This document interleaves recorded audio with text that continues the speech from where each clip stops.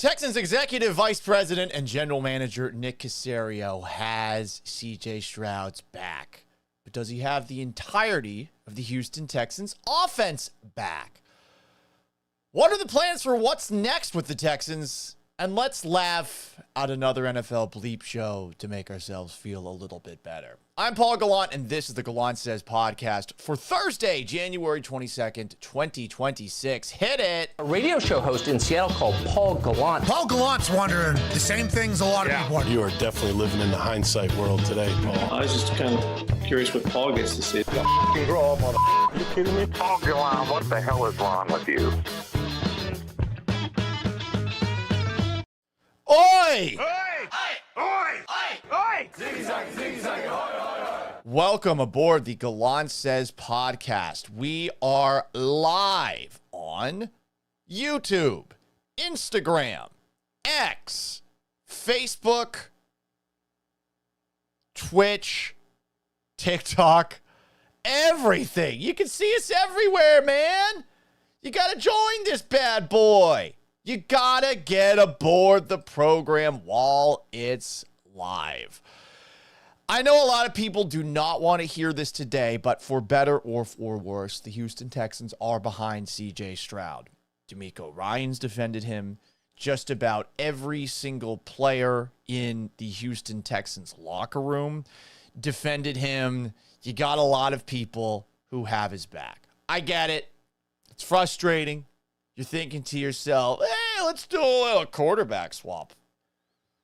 Like an old school wife swap. Do people still do those? I don't know. I don't know what we've got as far as swinging culture goes. But listen, I get it. I get why you want someone else. You got to move on. It's not happening. Not happening. Maybe someday the Texans will move on from C.J. Stroud, but it's not going to be now. Maybe it's at the end of next year. Even I have doubts about that. They like Stroud. They like what he brings to the table. They feel like he's a good dude. They're not willing to move on from him right now. So what is their plan for what's next? Well, let's take a look at what Texans General Manager Nick Caserio had to say at his press conference yesterday. In case you weren't able to catch it, we're going to watch it, do a little Mystery Science Theater 3000-esque discussion about it along the way. Here is what Nick Caserio first had to say when asked yesterday about C.J. Stroud. You're Texans general manager and executive vice president, everybody. Here we go. Nick Caserio talking about quarterback C.J. Stroud. Yeah, I think every player of the offseason is about improvement and what are some of the things that you can do better. CJ had a really good season. He's done a lot of great things, done a lot of great things for his team, a lot of great things for this organization. I mean, anytime that you pass John Elway in terms of, you know, what you've accomplished in a short period of time, I mean, like talk about like Hall of Fame quarterback. So CJ played good football this year. Honestly, it wasn't our best day as a team. When you go back really and look at the game from Sunday, can't turn the ball over. And you look at the divisional round, the teams that turn the ball over, they lost the game. Buffalo turned the ball over, how many times? 4 times. Brock Purdy, the Niners turned it over 3 times. Caleb threw 3 interceptions. So in the end, like the most important, I mean, our ball security, I think this is a franchise record for least amount of turnovers. So we've shown that we can take care of the football. We did a poor job of it in the game the other day and ended up costing us. Still an opportunity to win the game despite how poorly we played, which I'd say that game was emblematic of kind of maybe the first 3 games. When you go back and look at those first 3 games of the season, that's what happened. So I think the reality is what can we do better individually, and as a player you got to look at what are some of the things that you can work on, and you know, what are some of the things that you can do to improve your performance. So again, I think taking care of the football for a quarterback, like you're and we talked about this, D'Amico and I both talked to all the quarterbacks about, including CJ. Your number one job as a quarterback is to mitigate risk. Period, end of story. Every single play. And if you do that, you're going to give your team a pretty good opportunity to win. If you don't do that, it's probably going to be a little bit harder. I mean, Drake put it on the ground the other day a couple times, but unfortunately we put it on the ground more, and that's why the result was the result. That is the nicest possible way to point the finger. he mentions how the Texans set a franchise record for fewest turnovers in a season. And he does this multiple times in the press conference. And then he says you can't turn the football over. By the way, you can't. You can't turn it over that many times and expect to win a playoff game. You just can't. I've seen a lot of people defending C.J. Stroud today. I've seen a lot of false equivalencies, and I don't want to be talking about what people are talking about, Guy, but I see a lot of false equivalencies being made between Josh Allen's performance and C.J. Stroud's performance. I am with a lot of the people who are sick of the way that the media treats Josh Allen. Everyone cries for Josh Allen. People change rules for Josh Allen. I totally get people who are sick of Josh Allen maybe feeling like he's being forced in their face. But there's no denying that the Bills were in that game with the Broncos with all of Josh Allen's mistakes because of Josh Allen. So don't make the equivalency that C.J. Stroud and Josh Allen had equally bad days at the office. No, they didn't. Stroud was absolutely garbage in the first half of that game. You can't turn it over that many times and try to, I guess, describe it as anything other than that, you know?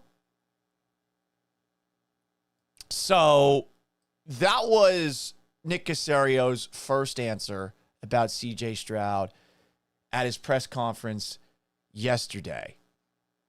We do have a couple of comments already. First off, Ian Lindblom says, I think the solution the whole time was Tank Dell. That would certainly help to have Tank Dell back. It would certainly help.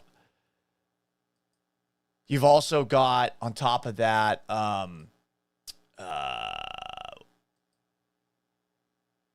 think a lot of questions about the offensive line going forward, about Joe Mixon going forward. Not having Joe Mixon, that hurt a lot. But ultimately, you turned the football over 4 times. There was a fumble by Woody Marks, and Stroud turned it over 4 times himself. Can't have that. Adam Johnston comments on Facebook, typical Houston organization, just roll over. Wasted a defense's legacy. Easy path to the Super Bowl wasted as well. I'm with you there. I'm certainly with you. Can't do that. Gotta be better. Yada, yada, yada. More from C.J. Stroud as we try to figure out how to incorporate your chats into the chat box, which, once again, having some issues on that front. This question was asked, I believe, by Kimmy Davis about if the Texans are doing everything they possibly can to make sure that C.J. Stroud has the most help he can possibly get. Do we can to make the team and the organization better. Yeah, Nick, do you think that you guys are doing everything you can in terms of around CJ for his development? Because I know it's with young players, that's a key time in their career. Like, are you looking at what can be done differently to help him continue to develop? Yeah, I mean, look, in the end, we're trying to do what's best for the team. Like, this program's not about one individual, so we're not building a team based on. I like that he says this, and some people are going to look at this as perhaps not an endorsement of C.J. Stroud. You're going to say, oh, yeah, it's about the team. It's not about the player. But it is, by the way. You can't build the entirety of a team to make it work for the quarterback. You want to give the quarterback the best chance to succeed, but ultimately, he's got to do his job, like not turn the football over 4 times in the first half. And then look rattled throughout the rest of the game to the point where I imagine some guys on the sidelines, even if they have his back after the fact, I imagine there's a lot of people out there in that Texans locker room who are like, oh, God, I really hate what I saw from him. More from Nick Caserio in that answer to Kim Davis. On one person, one facet of anything. We're trying to look at the big picture. Yeah, it doesn't affect, how we look at the team. So what do we need to do to build the best team possible, put the best team together, and then give ourselves the opportunity to compete on a weekly basis, which we've certainly done that. We put ourselves in a good position. In the end, I'd say our shortcomings come down to execution. When you go back and look at the game the other day, can't turn the ball over 5 times. We control that. I'd say the 3 touchdowns that New England scored, we didn't play the coverage or the technique the right way. on calls that we've done countless times. So in the end, like, we've proven that we could do it, but in games of that magnitude, the margins are as small as any, and you either make the plays and do the right thing or you don't. So in the end, like, and the players know that too, talking to some of the players on Monday, they know it. And when they're articulating it, that's what you want to see and that's what you want to hear, and which tells you you're on the right track. So in the end, it's about the team. Let's build a good team. And in the end, get the best 53 guys. And like we talked about it in October, we talked about it before the season, whoever comes in this building, at some point, they're probably going to have to play. So, and that's where we try to build as much depth throughout the roster, because at some point we're going to need everybody. So this program's not about one person. It's not about one individual. It's, can we put the best team out there? Because in the end, the team that wins the Super Bowl is the best team. That's the truth. The contract extension with So there you go. That's Nick Caserio talking about Stroud, and he brings up the turnovers over and over and over and over again. By the way, he should. You know, I don't think this is that hard to break down. I mean, that's why they lost. He was careless. Absolutely careless. We got a comment from Henry who asks, do you think the Texans are trading CJ and some picks for another quarterback? Nah, man, they don't do that wife swap stuff in the NFL. They don't do that. They're going to be rolling with CJ Stroud going forward. I based that on everything that you heard from Nick Caserio yesterday and everything that the Texans are saying. I don't know what going forward means. I don't know if going forward is like into the 2030s, but he's going to be here for the entirety of his rookie contract. They're going to try to make it work next year, and they're going to try to make it work the year after that. And the hope is that whatever the hell happened at the end of the season is completely different from what happened for much of the season. More from Nick Caserio yesterday at his press conference talking about quarterback CJ Stroud. Here is a follow-up question about the Texans quarterback.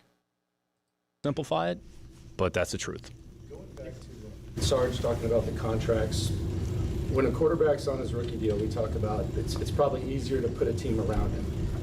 How critical is next year, not just for CJ to prove that he can be that guy, but for the organization to believe that he can be that guy and not turn the ball over in the divisional round? I mean, every year you kind of start from scratch. So, and everybody is focused on individual improvement. So CJ's played a lot of good football, won a lot of games, done a lot of great things for this organization. And I think all of us are excited about the opportunity in front of us for the 26th season.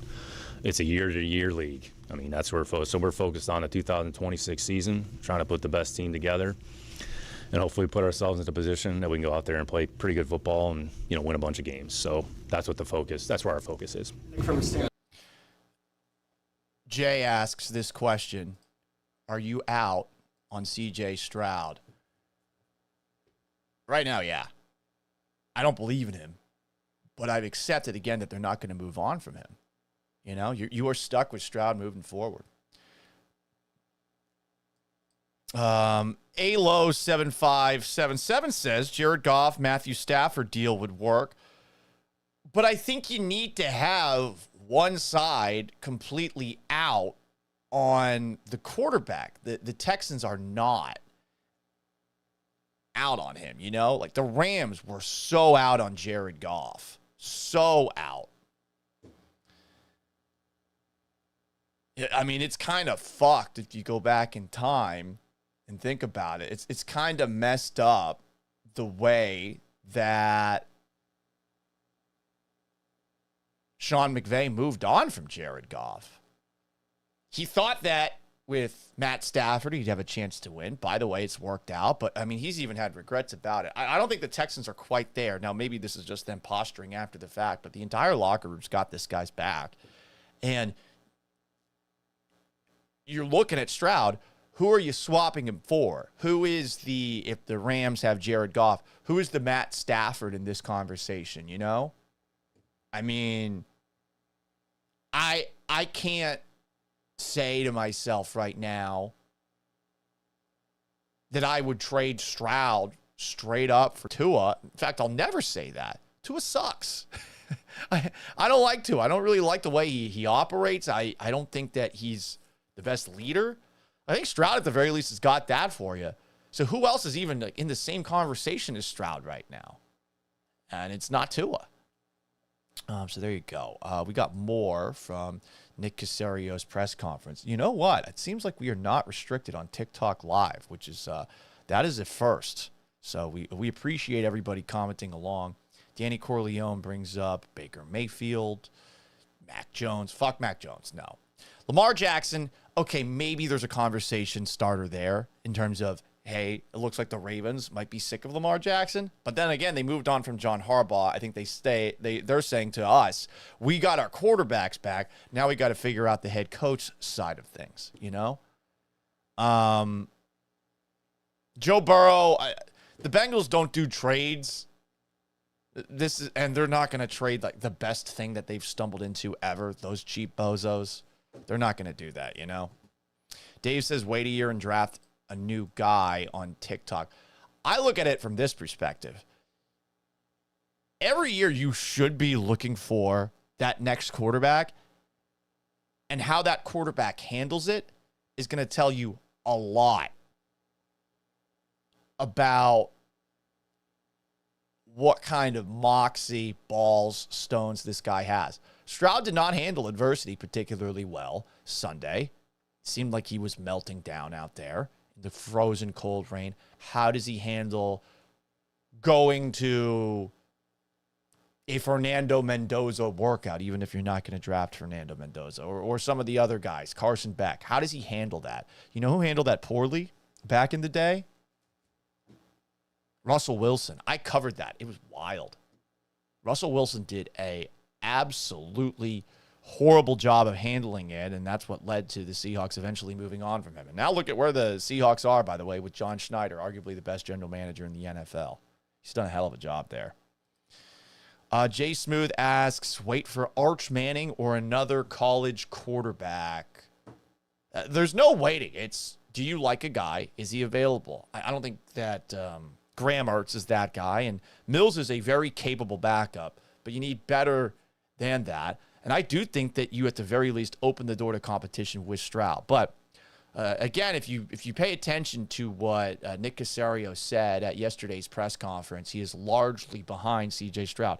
A little bit more. Here is Nick Caserio one more time being asked about C.J. Stroud and specifically how he handled adversity. Maybe two more. From you look at Brevin Jordan a few years ago, you signed him an extension. That way you can. Hang on a second. I think I had the wrong time code here. Let's see. Was it 29, 24? Hang on a second. Let's find this. Let's find this. Let's find this by looking it up. Control F. Here you go. This is Texans general manager, and appreciate you bearing with me through all the technical issues. This show seems to have like 5 or 6 a day. Here's Nick Caserio. How do you think CJ handled all the hurdles this year? Slow start, his own concussion, the postseason. Yeah, I think, and he said this. I mean, it was hard, you know, and I think anytime that you deal with difficult situations, adversity, it's just, in the end, you're the only one that can handle it and respond to it. And you know, our job as an organization is to support our players and give them the resources that they need and feel like they have a good environment to come to work. Look, I'd say players that come in this building love being here. They know what we're about. They know what D'Amico's about. They know what I'm about. So, I mean, in the end, we're just trying to win football games with the right people and, you know, understand this league's hard. I mean, it's really hard. I mean, we're all going to have to deal with stuff. It's not easy, but you know, honestly, that's where you kind of get the joy, at least I do, is just in the fight, you know, and just nothing's easy. Everything's earned. So, I mean, that's the beauty of, you know, everybody's got the same opportunity. I mean, all 32 teams, whenever Super Bowl's played, going to have the same opportunity. I think our division, I mean, is become a really competitive division. I mean, I think, I've said this, Jacksonville, I think, has done an awesome job. I mean, Tony, I'm going to pause for a moment. I think the Texans are very surprised by how well things have gone in Jacksonville.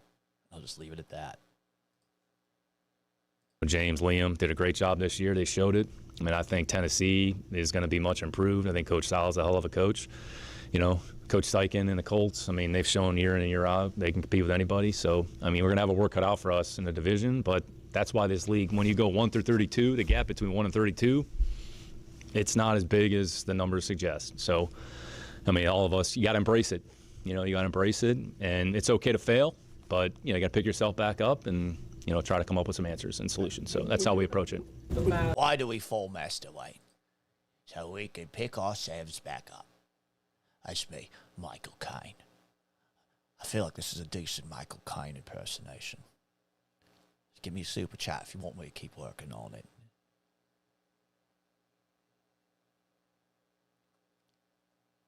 Somewhat pointed, Nick Caserio once again, yet offering some reasons for optimism. And this is probably the strongest defense that Caserio had of C.J. Stroud yesterday at the podium. Here he is, the general manager of your Houston Texans. Obviously C.J. Stroud had an improved year up into that last couple of games. You don't take, and this is me going on your answer, you don't take just what happened in the biggest games and use that into how you might approach, negotiations, extensions later on down the line, or is that's all a part of it? Yeah, look, if we want to go game by game, like, we don't win a Kansas City game without C.J. Stroud. I mean, so again, like, that's one game, all right? Look, he'll be the first to tell you he didn't play well on Sunday, all right? I'm not going to sit here and tell you he played well either. Like, he knows that. So in the end, all right, got to learn from it. What can we do better? All right, and then we're moving forward. All right, I mean, so you look at his body of work. This guy's been a damn good quarterback in this league for 3 years. I mean, it's the truth. So, again, you wanted to look at everything in totality, and then every player will look at their situation, and it's always case by case. So, that's a pretty strong defense of him there, while also being critical. Turned the football over a lot. But they do not win that game against Kansas City without him, even though that was a game where he was shaky for big stretches. This is the real tough time I'm having right now when it comes to Stroud and moving forward. I did think at times he looked better in this version of the offense with Nick Caserio, who we'll talk about a little bit later. Nick Caserio talked about him too. Not necessarily a lock that he'll be back. It felt like Stroud was embracing the offense as the season went on, and then all of a sudden they just hit a wall. Why? Why did they hit the wall? That's what I'm trying to figure out. You got to run the football to win in this league. Does this team have the kind of personnel to run the football? I don't know. I don't know if that's the offensive line. By the way, Caserio was very complimentary of that offensive line. We're not going to play you the entire clip. He mentioned every single offensive lineman and every single offensive line coach that stepped in, including Blake Fisher. There was only one guy he did not mention. It was Juice Scruggs, which I thought was interesting. If they have Joe Mixon, are things different for C.J. Stroud? And, I mean, you can tell yourself that if you want right now. And it's not something I would say you're crazy to tell yourself that right now. I think a lot of the doom and gloom with C.J. Stroud, swap him for somebody else, some of that is definitely a little hyperbolic. But at the same time, like, I don't believe in him right now. I just have a tough time looking at how defeated he looked at in moments on Sunday and believing to myself, he's going to be able to shake this off. He's going to be able to handle those moments where the adversity really hits.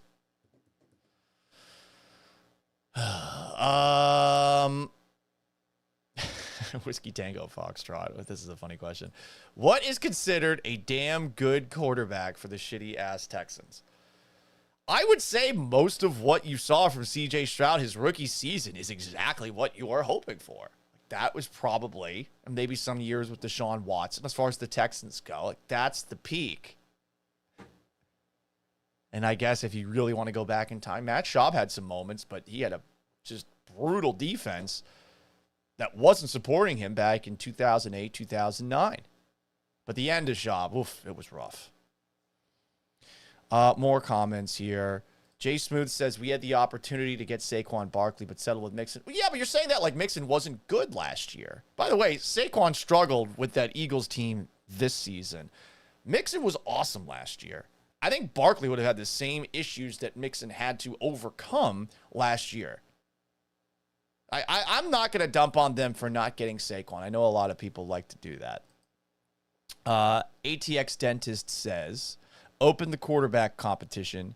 Get Malik, Mills, and Stroud. You mean Malik Willis with the Packers? I think the Packers are holding on to him because they like how he's done when he's subbed for Jordan Love. And that's where the Packers are, by the way, right now. A very similar situation. They hired a defensive-minded... they had a great defensive guy, their defensive coordinator, and Jeff Havley. He's gone now. We'll see if their defense is still the same. And... they got to figure out if Jordan Love's the guy, but they got an offensive-minded head coach there.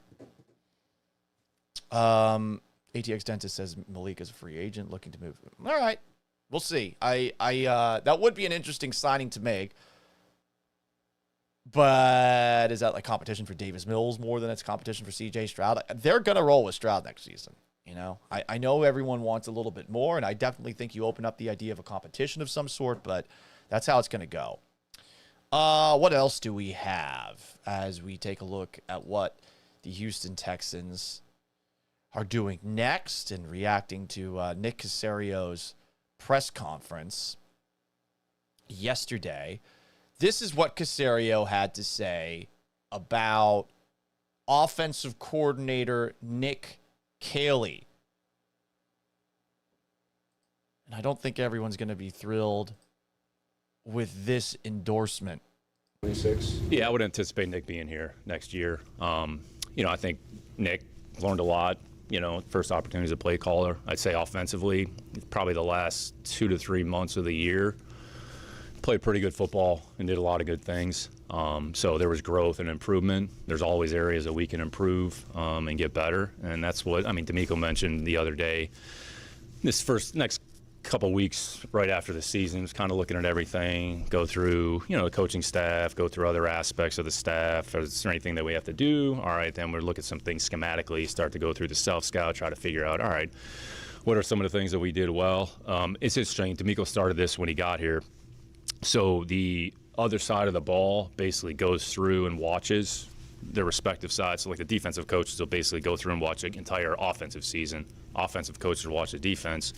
And it's basically just for observations. Hey, through that lens, what do you see? Hey, what are some of the things that we did well? What are some of the things that caused problems? What are some of the things, this maybe a little bit less of this, whether it's schematically, whether it's personnel-wise. And there's good communication. I think it's a great exercise. We didn't do anything like that in New England, but I think there's some teams that do that. So what we're trying to do is say, hey, we know kind of where we are as a team, and I think sometimes when you're working on one side of the ball, you maybe see it through one lens. Sometimes when you're on the opposite side of the ball, you see it through a different lens. And I'd say the rapport amongst the staff is really good, so we can communicate honestly and openly with each other. So it says a lot, and honestly, it speaks to who D'Amico is. So that's what we're going through right now. So, I would anticipate Nick being here, next year. And all of us are just trying to improve and do what we can to make the team and the organization better. Very long answer there about Nick Caserio, huh? He got a follow-up about Nick Caserio a little bit later, anticipating he'll be back, but added this little caveat, which did make me laugh. Here's the general manager of the Houston Texans one more time. Just clarify something you said earlier, because I'm not sure I quite understood. You said you anticipate Nick Caserio coming back. Has that decision been made? Because D'Amico said that he would take the week to decide on that. We're working through it right now. D'Amico and I talk every day, so I don't think I'm speaking out of school here. So, if I am, then, someone will beat my ass. So, I think with the non-football injury designation, someone will beat my ass. I don't know if D'Amico's going to beat Nick Caserio's ass. That's not appropriate. You probably have to talk to HR about that. But sounds like Caselio's going to be back, and I think that the only alternative option for Nick Caselio was Mike McDaniel, and obviously Mike McDaniel right now is going to be the offensive coordinator for the Chargers.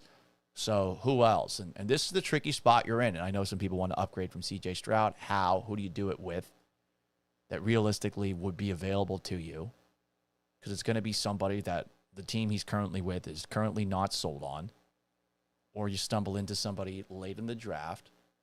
And with offensive coordinator, you're in the same boat.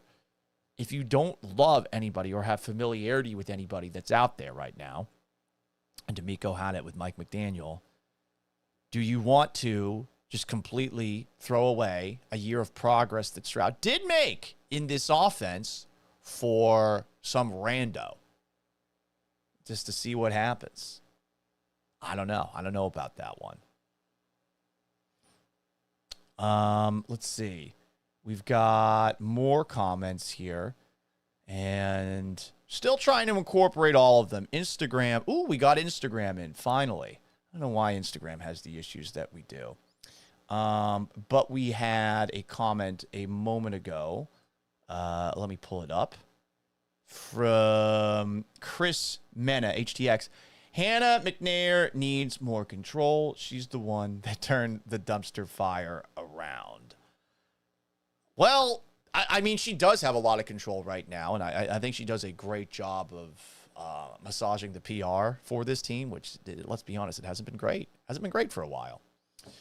ATX Dentist, not a fan of Stroud. CJ's living in the past, arrogant, self-centered, not a student of the game. I disagree with the student of the game side of things, and I think that we're in the past when it comes to CJ Stroud's arrogance. He didn't do any of the top 5 conversations after last season, you know, like he was having on all those podcasts that he did.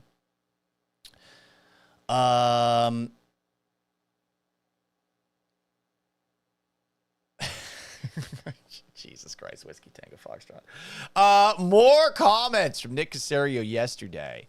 He does seem to like the offensive personnel on this team for what it's worth. Seems like it was more to him about the turnovers than it was about the actual roster construction. More Nick Caserio. Yeah, I mean, the goal is the same. Try to put together a good team and get players in the building that we can go out there and play winning football with. It's a combination of things, make sure we got enough players, we're doing some things schematically, or there's some things that have popped up in those games. So again, you look at those games, you look at other games as well, you look around the league, what are some teams doing, what are some things you might be able to incorporate. So again, I mean, offense has really never been D'Amico and I have never sat in our office and said, like, well, our offense is a concern. Like, what do we got to do? Like, got to play better. There's some things that we can do better. So try to build a good team, try to get good players in here with the right mentality and the right mindset. I mean, I guess Nico Collins isn't a good enough player. So, I mean, maybe we can find a player better than Nico Collins. I don't know. So we'll try to do what a flex right there. The best we can, try to bring good players in this building, and try to put together a good team that gives us a chance to compete, on each Sunday. That was the most confrontational that he was during the presser. Right there. Offense has never been a concern for me and D'Amico Ryans. He scoffs at it a little bit there. And then at the very end, he's flexing about bringing in Nico Collins, which, by the way, he should. Nico Collins is a beast. He found that guy in the middle of the draft. But to everybody on the outside looking in, the offense is a concern, and it's because of the quarterback. And sure, it was a bad day at the offense for Stroud, especially it was a bad day at the office for CJ Stroud in the first half, for sure. Like, just absolutely brutal. And it was a bit of a bad day at the office for most of the Steelers game for CJ Stroud. To tell everybody the offense isn't a concern because of one bad day at the office when there were other bad days at the offense is not arrogant, but it sounds a little delusional and like you do not have the pulse of the fan base. You're going to go up there and say, hey, the offense isn't a concern. We put together the best roster we possibly can. And great, you're defending the job you've done. You feel like the offense did make progress this season. I actually agree with you on that side of things. But the offense has never been a concern. Come on, man. Come on. It was a concern all of last year. It was a concern during the offseason. Otherwise, why would you, with your first 4 picks, draft 2 wide receivers and a tackle? Why would you make the changes you made on the offensive line from last year going into this year? The idea that DeMeco Ryans and Nick Caserio don't sit down behind closed doors and say, we need to get a better output out of the offense. Wild. That is wild. Come on. So that part of the press conference rubbed me the wrong way. I'm sure it rubbed a lot of other people the wrong way. Cool. Flex about Nico Collins. What about the offensive line? Didn't even mention Juice Scruggs in that press conference. That'll probably be the clip that we make for the show today. So there you go. YouTube at Paul Gallant. Like and subscribe if you haven't already. Twitch at Gallant Says. Give me a follow. I'd appreciate a sub. Instagram at Sports Gallant. On X at Gallant Says. Seems like all of a sudden the TikTok comments disappeared. How dare they? How dare they? We're going to have to keep on doing this, aren't we? Going to have to keep on opening up these windows and then putting these windows away. I don't like that kind of thing. Maybe someday we won't have to do this.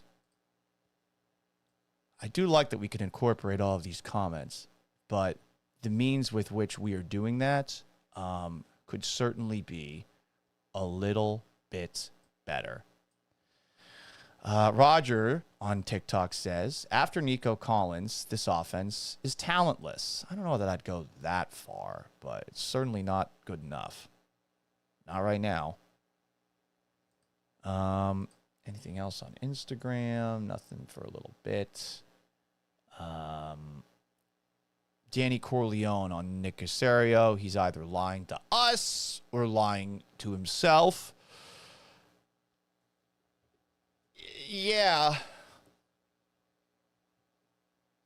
It's probably more yourself because you do tell yourself this roster's good.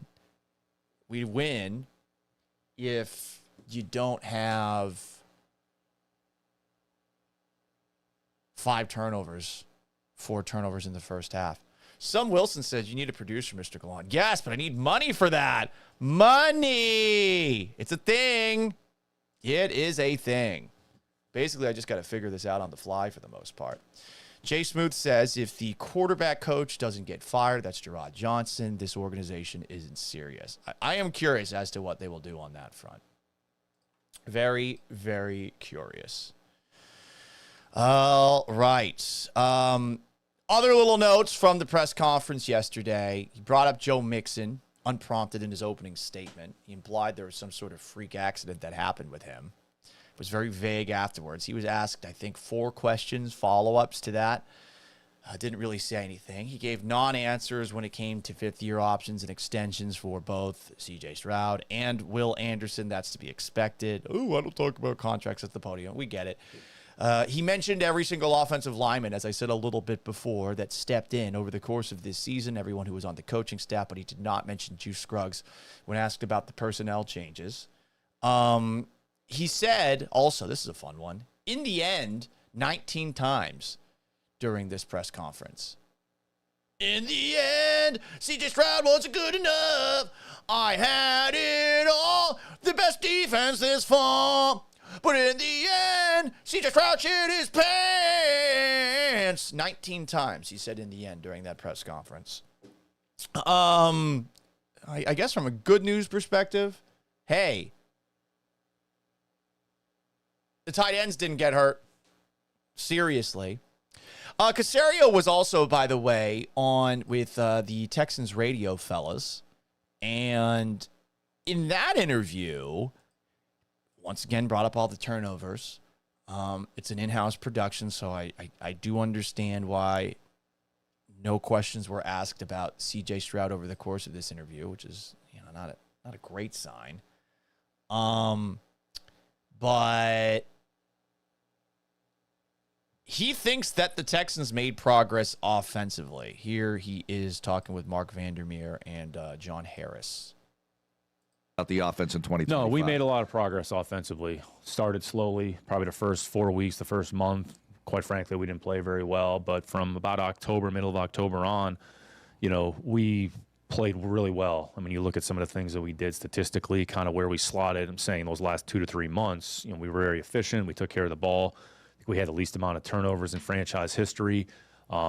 Scored a number of points, whatever it was, 400, whatever it was, but made a lot of progress. There's certainly some areas that we can improve. You're like going back to the rookies. Hopefully you see some growth from one season to the next, whatever it is, the run game, there's something schematically that you can improve, but overall made some progress. And unfortunately it kind of all goes to waste because a lot of the areas we improved didn't really manifest themselves in the game against New England. But I mean, that's why this is a week to week endeavor. Okay. Not concerned about the offense. We made progress offensively. All right, man. We'll see. Not Santa asks, where's my tinfoil hat? You know what? I should get my tinfoil hat. I should get it. I definitely should get it. Let's see if I can find it. Hang on a second. People aren't the biggest fans of this tinfoil hat. It's definitely a lot.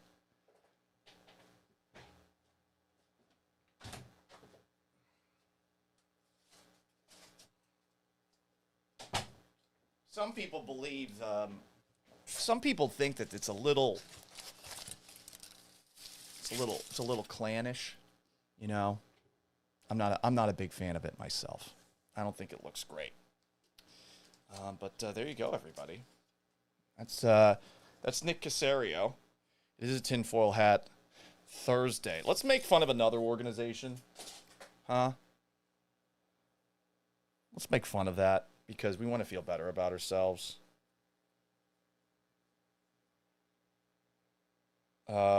Whiskey Tango Foxtrot says, I wish Paulie was wearing a G-string. Listen, we're not above that. Super chat me, bro. Super chat me. But we'd have to find one. I'm going to have to ask the strong, powerful, independent woman for that. I guess it would be a banana hammock. Speaking of looking bad, how about the Buffalo Bills? What a mess those fuckers are, huh? Let's make fun of them. Imagine being the Buffalo Bills and you go into this year thinking to yourself, all right, we just need the defense to do a little bit better because we know what Josh Allen's going to do in the postseason. And then Josh Allen has a very frustrating day at the office where he did keep the Bills in the game, but he had some misfires, and he is the reason the Bills lost. Kept them in the game, but he is the reason they lost. So the Bills moved on from Sean McDermott, their head coach of 9 years. This was the right move. I see some people that are saying, oh, you can't get rid of Sean McDermott. No, you fucking can. They almost got rid of him 2 years ago. Remember when that article came out from my guy, Ty Dunn, on Go Long, talking about the ways that he would try his best to motivate his team? And one time he brought up, I shit you not, September 11th. Yes.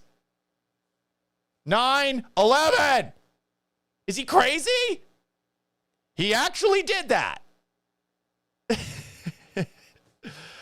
Man, the incredible odds they had to overcome. Jesus, dude. And now all of a sudden, even though the Bills did the right thing, firing their head coach, they looked bad doing it. This is wild from yesterday's press conference. Absolutely wild. An all-time press conference moment where Brandon Beane, who is staying as general manager of the Bills, was being asked a question about Keon Coleman, who was supposed to help Josh Allen take that next step. Here he is, Terry Pagula and Brandon Beane. Yeah, Can I interrupt? I'll address the Keon situation. The coaching staff pushed to draft Keon. I'm not saying Brandon wouldn't have drafted him, but he wasn't his next choice. That was Brandon being a team player and taking advice of his coaching staff, who felt strongly about the player. And, you know, he's taken, for some reason, heat over it and not saying a word about it. But I'm here to tell you the true story. Okay. Crazy. Absolutely crazy hearing that. Especially when you see that the Bills, after that draft, released some sort of production, Hard Knocks-esque, about what went into it. Here is Brandon Beane, general manager of the Buffalo Bills, fielding a question about why they went and got Keon Coleman during that draft. Basically, when I went to bed that night, I was like, it's Keon unless someone just blows us away. We didn't feel anything was attractive enough for us to pass up on Keon. All things considered. All things considered. Just get the guy who's so special. Yep. It always might be obvious, but so tomorrow, who are we picking? We're just going to keep trading more. We're going to get 14 fifths. Barring someone offering us something stupid, we'll take Keon Coleman there. Sean McDermott is quiet there. Very quiet. But the Bills are acting like this was all Sean McDermott. And this is what every organization does. This is one of the reasons I don't like the Red Sox anymore. The Boston Red Sox did this to a lot of my favorites. Terry Francona, Manny Ramirez, Pedro Martinez. And even if in the cases of some, like Manny Ramirez, these guys actually were not helping the team the way that they should have. The idea that you smear a guy who is gone and act like that person was the reason for all of your issues is a bullshit way to operate. So going back to that Terry Pegula clip where you heard the GM of the Bills interrupted by the owner who said, actually, this was who Sean McDermott wanted. A guy who's still on the roster, by the way. Keon Coleman's watching this press conference thinking to himself, what the fuck? He's going to get asked a bunch of questions about that this offseason, and I'm sure he's going to have some very funny things to say because the guy's a great quote, even if he's not a very good wide receiver. I have this question, and I ask this about a lot of people who got a lot of money because I have this problem from time to time myself. What are the odds that Terry Pegula had to be told who Brandon Beane was and who Sean McDermott was right before this press conference? What are the odds? I'm just asking. Just asking the question. Think a man with money is going to remember all of his employees' names, even if one of them's the head coach of an NFL team and the other's a general manager? Is it possible that Terry Pegula thought that that was Sean McDermott in the video and is maybe having a moment of Mitch McConnell up there at the podium and just forgets who he is? Just asking the question. I think it's certainly possible. But wild, man. Absolutely wild. By the Buffalo Bills here. And at the very least, they're a messier organization than the Houston Texans. So you've got that going for you. One last thing before we get to the mailbag, and you can get in contact with the show, gallantsays@gmail.com. You can leave a text message or voicemail at 281-836-3912 on YouTube at Paul Gallant. Like and subscribe. TikTok at Gallant Says, X at Gallant Says, at Gallant Says Pod, Instagram at Sports Gallant, Facebook at Paul Gallant Sports. This advertisement announcing that yet another person who's probably not qualified is running for office is all time. I love political ads. I generally prefer the super negative ones where someone's talking shit about someone else. But, you know, if you got concerns about the future of the United States of America,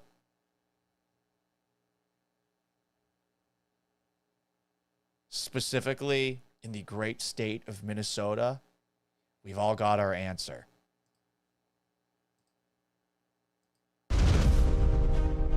For years, I covered the biggest football games in America. I walked the sidelines when the pressure. Look at this B-roll. My God, I'm walking on a football field that's frozen. Was mounting, and the stakes were the highest. We got panoramic shots. She definitely nailed the look for this political ad. That job taught me about more than football. It taught me about how leadership really works. Okay, pause. Now, I don't want to diminish what a sideline reporter does during a game, because one of my good friends, Vanessa Richardson, is a sideline reporter, and I think she's great at what she does. And this is one of the few fields that you could get as a woman in the world of sports if you want it. They are a big part of production meetings before games, and during games, they add a little bit.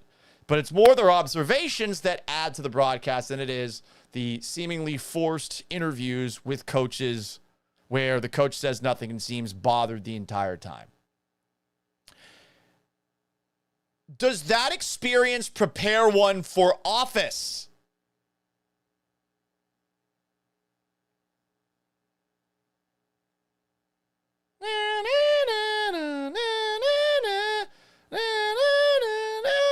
No! No, it doesn't! Now, Michelle Tafoya has been unleashing some hot takes, spicy political takes over the last couple of years, and maybe she will do a better job in Minnesota, which is our Florida now. It's the biggest shit show in the country. But what the fuck does being a sideline reporter prepare you for? Come on. Wait, what are we doing here? More from this advertisement. When leaders are prepared and accountable, teams succeed. When they aren't, people pay the price. When I look at Minnesota and Washington today, I see politicians selling out honest, hardworking people like you. I see massive government fraud exploding on Tim Walz's watch, ripping off taxpayers. All of these things are true, by the way. And embarrassing our state.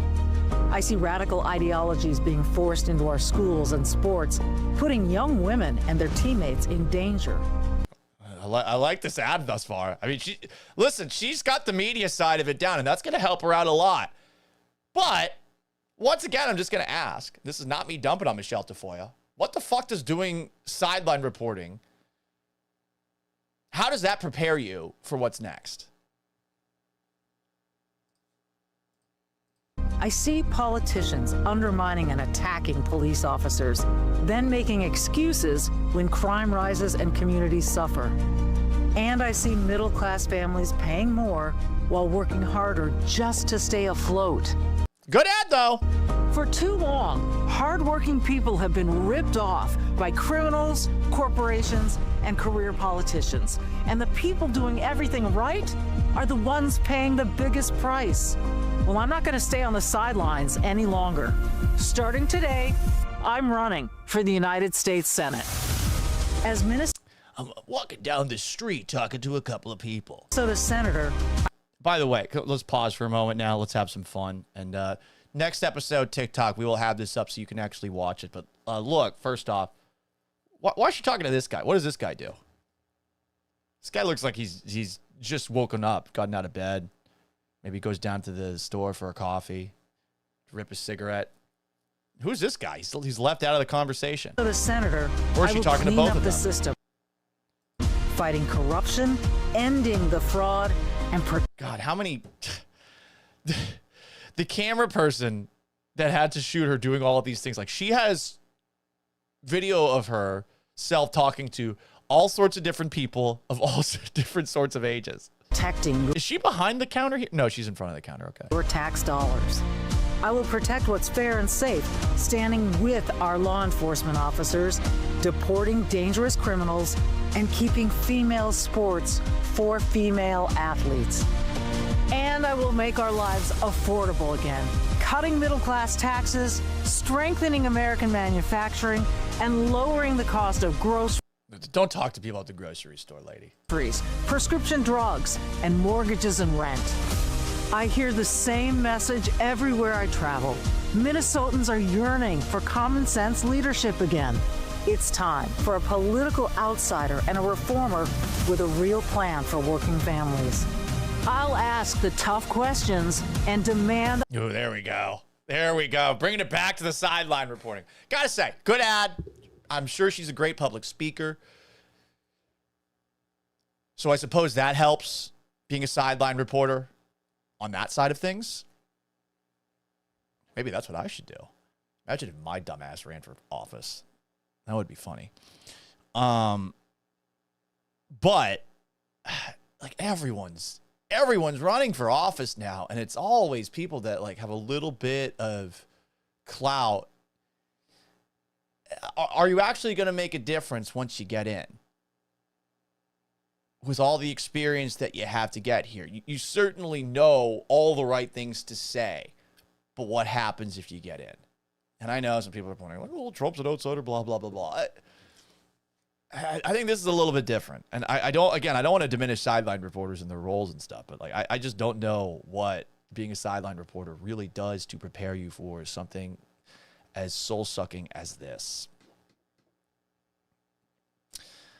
Greg Todd thinks I should run. No. I'm an unemployed man living under a bridge. Wonder how much money that would cost. No, I wouldn't be able to get drunk anymore. Although I might be taking a break from drinking in the near future. Yikes. All right, so there you go. Well, we'll see what happens with Michelle DeFoy. The advertisement's good. I can't deny that. But I also wonder, like, what does being a sideline reporter really do? What else do we have? Mailbag time. Got any questions? You know how to get in there. First, let's get to a message from Bear Brother. And he sent this in on the Gallant says voicemail line, don't you know? And you can do it yourself by calling in, leaving a voicemail. No one's done it yet. I'm kind of bummed out about that.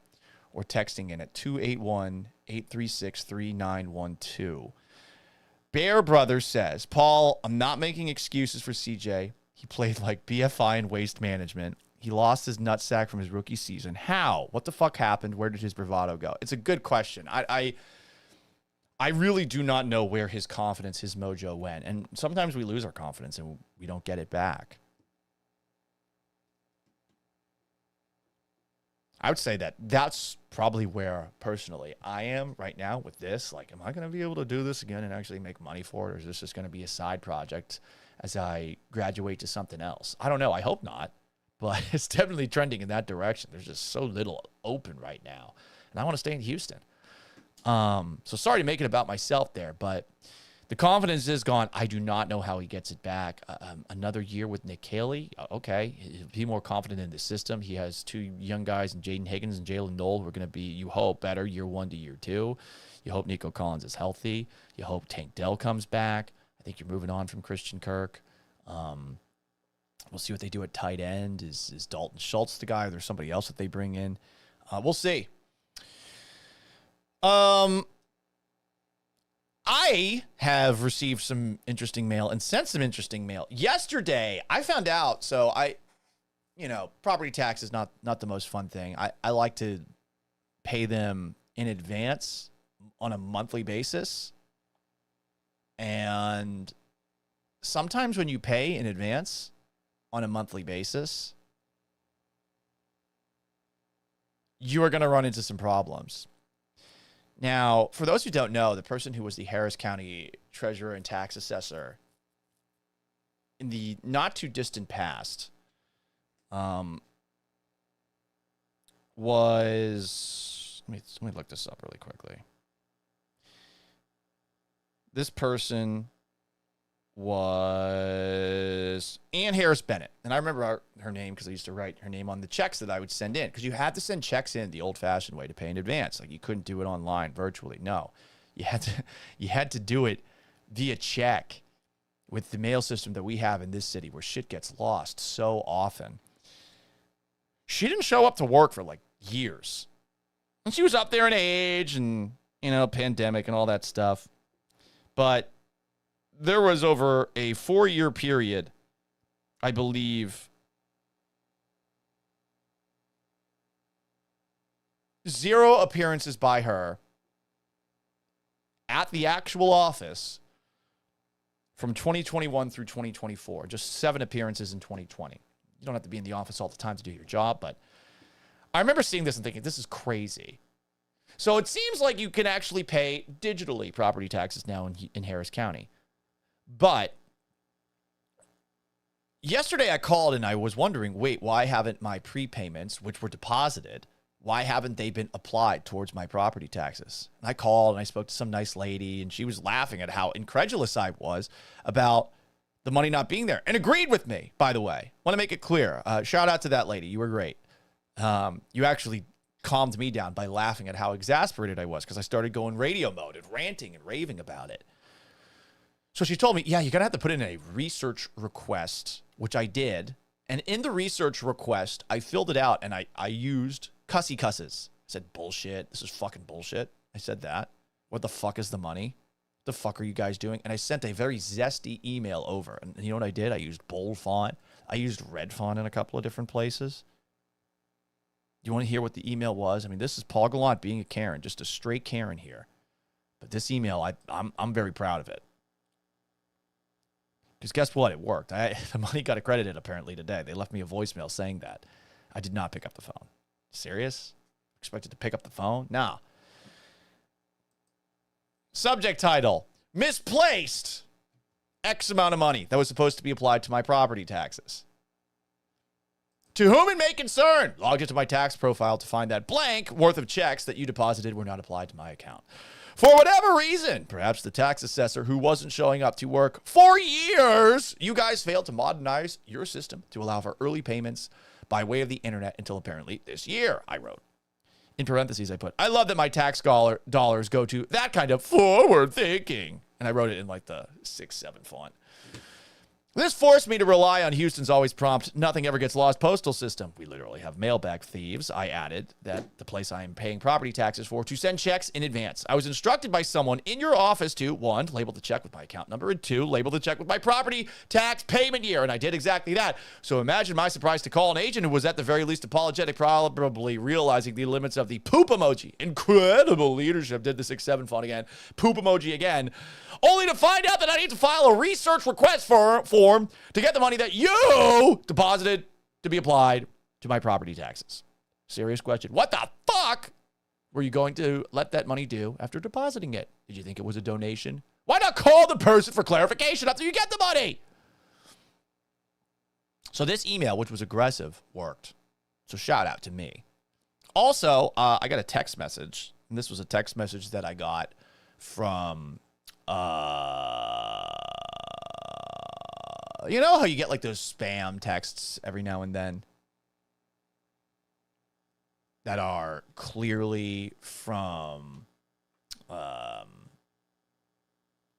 they're clearly from, you know,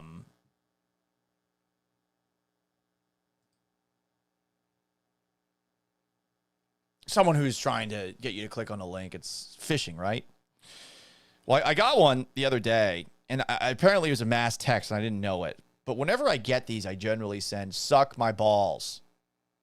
Like, I usually say that. So I said that the other day, and I don't want to put this person's number up. But from the 865, I guess this person found out where I lived, because I said, suck my balls.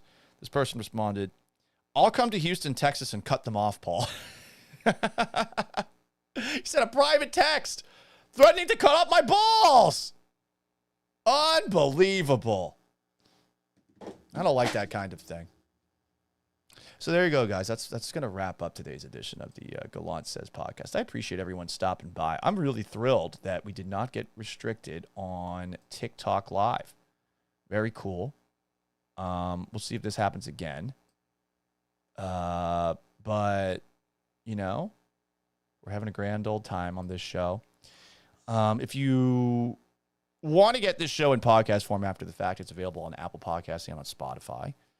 You can get it on Twitch at Gallant Says, Facebook at Paul Gallant Sports, X at Gallant Says Pod, Instagram at Sports Gallant, on YouTube, of course, at Paul Gallant. It's available after the fact, Apple Podcast, Spotify. I think I already said that. We had technical difficulties again today. We're getting better with the technical difficulties, though. I think I have, 1, figured out how to do this show on TikTok, which I'm very thrilled about. 2, I have figured out how to make sure all the comments appear. A little bit more work than it should take, but we've got it, guys. We've absolutely got it. So it's going to be a lot of fun going forward. Anyway, appreciate everybody who stopped by. We'll be back at it tomorrow. I think I'm going to do it at 7 in the morning. We'll see. 7 in the morning is just not really working so well for me, is it? I've not been regularly doing it at that time. But we'll try. We'll try our best. We'll probably talk about the Houston Rockets and maybe a little bit more Houston Texans angles next. Anyway, until next time, so long, farewell. Farewell and adieu to you fair Spanish ladies. Farewell and adieu, you ladies of Spain. And have yourselves a wonderful rest of your